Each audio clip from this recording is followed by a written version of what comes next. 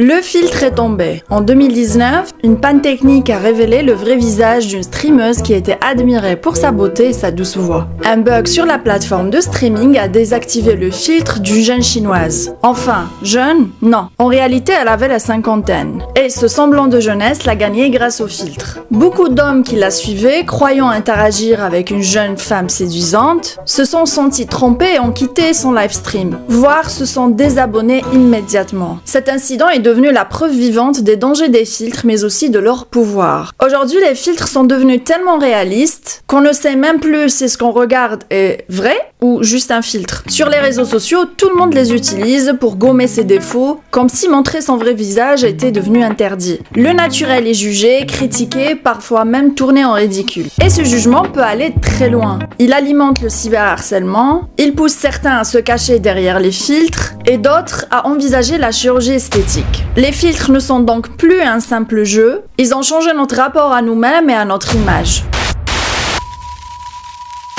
Bonjour les amis, aujourd'hui on va parler filtres. Dans cette vidéo, on va voir comment les filtres ont changé notre rapport au corps, à la beauté et à la confiance en soi. On parlera aussi de leurs conséquences, de la Snapchat dysmorphia jusqu'au body shaming. Mais avant ça, si ce n'est pas déjà fait, abonnez-vous à la chaîne pour ne rien rater des prochaines vidéos. Déjà pour commencer, on va revenir à l'origine des filtres. Il faut savoir que les filtres existaient déjà en 1995 au Japon, grâce aux premières cabines Puricura. Des sortes de photomatons mais conçus pour l'amusement, pas pour sortir des photos d'identité. Ces cabines pouvaient accueillir un groupe d'amis, leur permettre de se prendre en photo avec différentes poses, puis personnaliser les clichés avec des stickers mignons, du texte, et même des retouches beauté comme lisser la peau, agrandir les yeux ou éclaircir le teint. Et c'est pour ça qu'on dit souvent que le Japon vit dans le futur. Déjà en 1995, ils faisaient avec leur Puricura ce que nous, on a découvert bien plus tard avec Instagram et Snapchat. Puis dans les années 2000, on a vu l'arrivée des téléphones avec appareil photo, qui permettaient de petites retouches simples comme les couleurs et les contrastes. En 2010, Instagram a apporté des filtres vintage qui donnaient une ambiance particulière aux photos. Mais c'est vraiment Snapchat en 2015 qui a tout changé avec ses filtres en réalité augmentée. Lisser la peau, rajouter des oreilles de chien.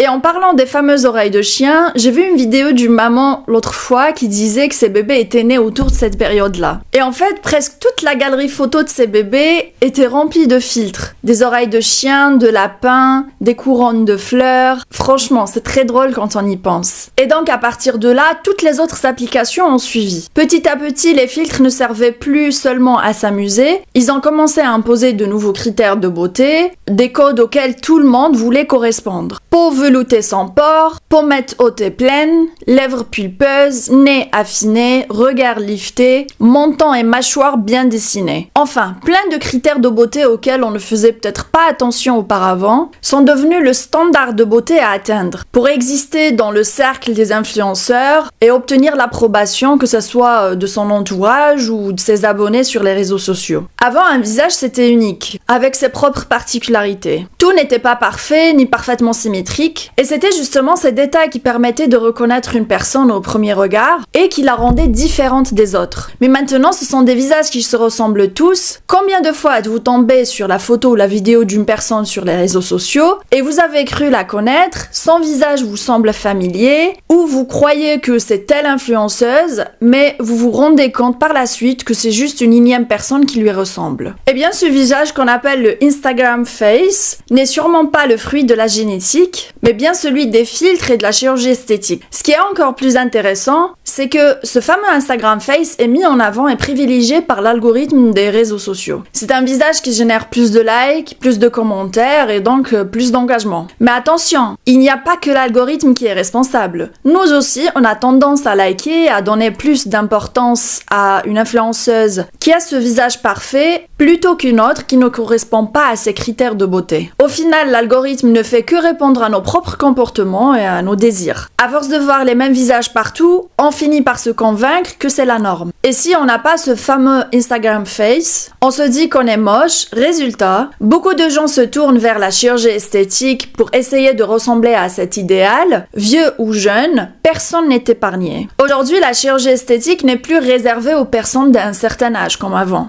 les plus jeunes ont de plus en plus recours à la chirurgie esthétique pour correspondre à un idéal de beauté parfois irréaliste. J'ai lu un témoignage dans un article du docteur Debraj Shom, un chirurgien esthétique qui a parlé de son expérience avec une adolescente de 14 ans, qui lui a demandé de lui faire une chirurgie pour ressembler à sa version Instagram filtrée. Bien évidemment, il l'a refusé car elle n'avait que 14 ans et il lui a demandé d'aller voir un psychologue à la place. Mais cela montre juste à quel point ce délire dépasse le monde digital et on veut ressembler à notre version filtrée dans la vraie vie. Et plein de chirurgiens ont témoigné de ce phénomène. Et aujourd'hui, les patients ne veulent plus ressembler à une célébrité comme avant, mais ils veulent se transformer en un filtre. Même si on sait que les stars aussi comme Kylie Jenner ont une grosse influence sur les gens et sur leur chirurgie. Il y en a plein qui veulent ressembler à Kylie Jenner, mais si on regarde bien, Kylie Jenner remplit aussi les critères de beauté imposés par les filtres. Et ce phénomène s'appelle le Snapchat dysmorphia, un nom qui a été donné par un chirurgien plastique au nom de Tijian Esho, et c'est le fait qu'une personne développe une obsession à vouloir ressembler à son image filtrée ou retouchée, au point d'aller faire de la chirurgie esthétique pour atteindre cet idéal irréel. Et ce phénomène est né quand des filtres et des retouches photos ont vu le jour sur des applications comme Snapchat. À mon avis, il y a aussi un autre critère qui pousse les gens à se refaire le visage. C'est l'accessibilité de plus en plus facile à des chirurgies esthétiques. Aujourd'hui, les centres spécialisés ont envahi les villes et les prix sont devenus beaucoup plus accessibles au grand public. Et si on veut encore moins cher, on peut même se payer un pack de chirurgie dans des pays comme la Turquie, pour 3 fois rien. Mais là, c'est à vos risques et périls. Vous faites le ravalement de façade, 3 pour le prix d'un. Mais avant même d'en arriver à la chirurgie esthétique, les filtres ont déjà un effet puissant sur notre mental. Ils ne modifient pas seulement notre apparence à l'écran, ils transforment aussi la façon dont on se perçoit dans la vraie vie. Et c'est là tout le problème. Est-ce que vous me croyez si je vous dis que je n'ai pas une seule photo filtrée sur mon téléphone? Et pourtant, c'est de ma génération. J'ai déjà essayé, mais j'ai vu que ce n'était pas moi. Et garder cette photo dans ma galerie, c'était un peu comme si je me montais à moi-même. Imaginez maintenant poster cette photo, alors que vous savez que c'est vous derrière le filtre, mais que ce n'est pas du tout vous sur la photo. Je sais pas si c'est clair, mais pour moi, mettre une photo filtrée sur Internet, c'est un mensonge. Et si on est capable de mentir sur son apparence, on peut mentir sur plein d'autres choses aussi. C'est pour ça qu'il faut faire le tri parmi les influenceurs qu'on suit. En général, ces personnes sont filtrées, mais pas que. Elles sont maquillées et en plus, elles ont subi des transformations chirurgicales juste pour vous vendre une image. Vous voyez des photos et des vidéos de bombes qui se ressemblent toutes et vous vous sentez mal parce que vous ne correspondez pas à ces critères de beauté. Du coup, vous faites pareil. Vous prenez votre téléphone,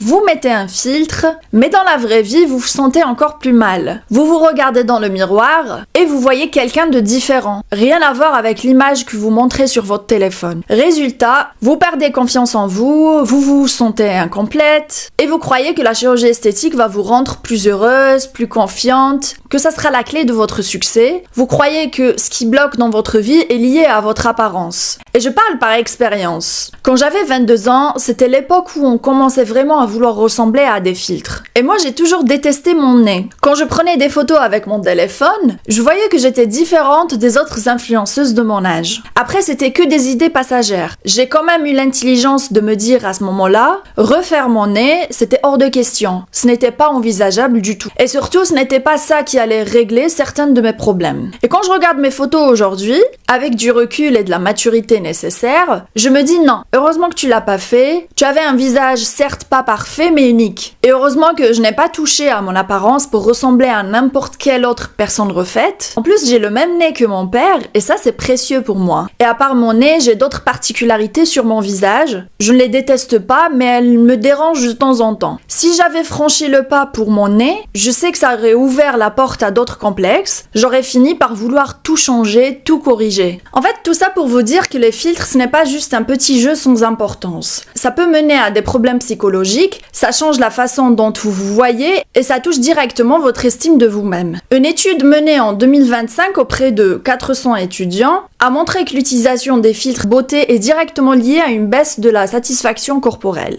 En clair, plus on utilise de filtres beauté, plus on se sent mal dans sa propre peau. Les filtres humoristiques, eux, n'ont pas le même effet, bien sûr. Et si on parle vraiment des filtres beauté. Et cette perte de confiance ne vient pas seulement de nous-mêmes, elle est aussi amplifiée par le regard et le jugement des autres. Cela me pousse à me poser une question. Est-ce qu'on a vraiment le droit de juger ces personnes qui veulent ressembler à un filtre ou ces influenceurs qui ne se montrent presque jamais sans filtre. Parce que quand je lis les commentaires sous certaines photos non retouchées, je vois souvent des remarques du genre « Encore une grande migration »,« Miss Planche à pain » ou d'autres jugements directs liés au physique de la personne. Et je me dis, est-ce que ce n'est pas nous aussi, les spectateurs, qui poussons les gens à mettre des filtres ou même à subir de la chirurgie esthétique pour échapper à ces critiques liées à leur apparence? Au final, est-ce que ce n'est pas nous qui sommes devenus tellement habitués au visage parfait que dès qu'on voit un petit défaut, on le pointe du doigt? Et ça mène à une autre problématique qui est le body shaming ou le dénigrement du corps. En 2025, une étude réalisée auprès de 9000 adolescents a montré 15 sur 4 avaient déjà été victimes de body shaming en ligne. Les conséquences, beaucoup se replient sur eux-mêmes, perdent confiance et certains développent de l'anxiété et même de la dépression. Environ 15% vont même jusqu'à avoir des problèmes de santé liés au stress ou à consommer des substances. Ce qui blesse le plus, ce sont les remarques sur le corps lui-même. Le poids, la taille, la silhouette. Et les jeunes filles sont plus touchées par le body shaming que les garçons. En plus de la dépression et de la perte de confiance en soi, le body shaming peut pousser les victimes à recourir à la chirurgie ou à utiliser des filtres comme on l'a déjà vu. Il peut aussi entraîner des troubles alimentaires pour perdre du poids, ce qui peut conduire à l'anorexie ou à la boulimie. Certaines personnes vont se mettre à faire énormément de sport au point de mettre leur santé en danger. D'autres vont s'isoler et se couper des autres. Et ce ne sont là que quelques exemples parmi tous les problèmes que peut engendrer le body shaming. Et avec les réseaux sociaux, le body shaming est très banalisé. On dirait que quand une personne poste sa photo sur les réseaux sociaux, on a le droit de critiquer son physique. Alors qu'on pourrait très bien ne rien dire et tout simplement ne plus la suivre si on n'est pas content. Le positif dans tout ça, c'est que de plus en plus de personnes assument aujourd'hui leur visage non filtré sur les réseaux sociaux. Il y a une sorte de libération, d'acceptation de ses défauts et de ses imperfections. Et ça, c'est important. Montrer des visages naturels pour habituer le public et faire accepter la différence. Même au niveau du gouvernement français, ça commence à bouger avec les nouvelles lois concernant les influenceurs, qui ont désormais l'obligation de préciser, de mentionner que leurs photos sont retouchées, mais ça seulement dans le cadre d'une collaboration commerciale ou d'une publicité. Avant, on avait des influenceurs, des influenceuses qui faisaient la promotion d'un fond de teint ou d'un rouge à lèvres, d'un produit à appliquer sur le visage et qui disaient « Regardez, ma peau est parfaite grâce à ce produit. Regardez cette anti-cerne, je n'ai plus de cernes. » Et quand je voyais ça passer sur les réseaux sociaux, ça me faisait trop rire. Sauf qu'en réalité, c'était un filtre. Donc c'est de la publicité mensongère, tout simplement. Déjà que les filtres est une forme de mensonge, alors mettre un filtre plus un fond de teint et dire que le rendu vient du fond de teint, c'est encore un autre mensonge. Aujourd'hui, le visage avec des lèvres XXL, une poitrine disproportionnée et des fesses triple XL, ce n'est plus vraiment tendance. Ça a laissé place à d'autres standards de beauté comme celui de la clean girl. Pour vous donner une idée, c'est un peu le style de Hailey Bieber. Le fameux make-up, no make-up, avec des chirurgies esthétiques très discrètes, mais ça reste quand même des chirurgies. Résultat, beaucoup d'influenceurs et des gens retirent leurs injections pour avoir ce rendu naturel. Sauf qu'il faut le dire, c'est loin d'être simple. Les filtres peuvent migrer et rester dans le corps jusqu'à 12 ans après. Et même en essayant de les enlever, on ne retrouve jamais vraiment le naturel d'avant, parce que ça reste une procédure irréversible. Et puis attention, la tendance clean girl era n'est pas mieux. C'est juste un autre standard à atteindre. Ça montre surtout qu'avec les réseaux sociaux, tout évolue en permanence. Même l'algorithme d'Instagram, qui finira par vous imposer de nouveaux critères pour rester dans le cercle. Alors dans cette vidéo, je ne diabolise surtout pas la chirurgie esthétique, loin de là. Ça peut vraiment changer la vie d'une personne, par exemple pour corriger une déformation après un accident. Mais il faut savoir prendre du recul vis-à-vis de ces tendances beauté dictées par les réseaux sociaux et les algorithmes. Et surtout si on passe à l'acte, savoir doser et ne pas tomber dans l'excès. Et dans tous les cas, le plus important c'est d'être heureux. Et c'est ce que je vous souhaite. On arrive à la fin de cette vidéo. Si ce n'est pas encore fait, n'hésitez pas à vous abonner, à me dire ce que vous pensez de la vidéo d'aujourd'hui en commentaire. Et je vous dis à très bientôt pour une nouvelle vidéo.